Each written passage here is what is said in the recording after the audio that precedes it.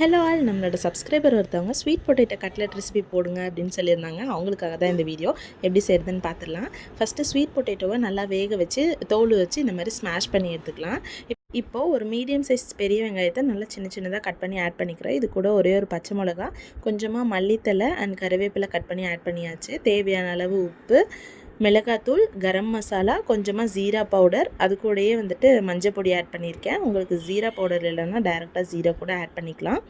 கூடயே ஒரு 3 ஸ்பூன் அளவுக்கு கார்ன்ஃப்ளவர் சேர்த்து நல்லா மிக்ஸ் பண்ணி எடுத்துக்கலாம்.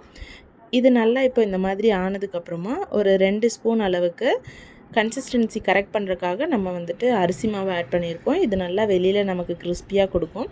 கையில் கொஞ்சமாக ஆயில் தேய்ச்சிட்டு இந்த மாதிரி வந்துட்டு குட்டி குட்டி பால்ஸாக எடுத்து அதை அப்படியே பேட் பண்ணி இந்த மாதிரி வந்துட்டு நம்ம பேட்டி எடுத்து வச்சுக்கலாம்.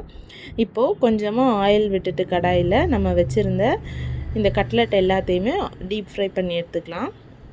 இது கொஞ்சம் ஒட்டி வர மாதிரி இருக்கும். கொஞ்சம் கன்சிஸ்டன்சி மட்டும் கொஞ்சம் பார்த்து அட்ஜஸ்ட் பண்ணிக்கிற மாதிரி இருக்கும்.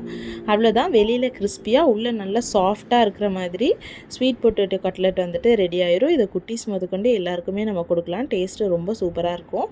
இதே மாதிரி வேறு என்ன ரெசிபி வேணும் அப்படின்னு சொல்லிட்டு கமெண்ட்ஸில் சொல்லுங்கள். அது வரைக்கும் நெக்ஸ்ட் வீடியோவில் பார்க்கலாம். பாய்.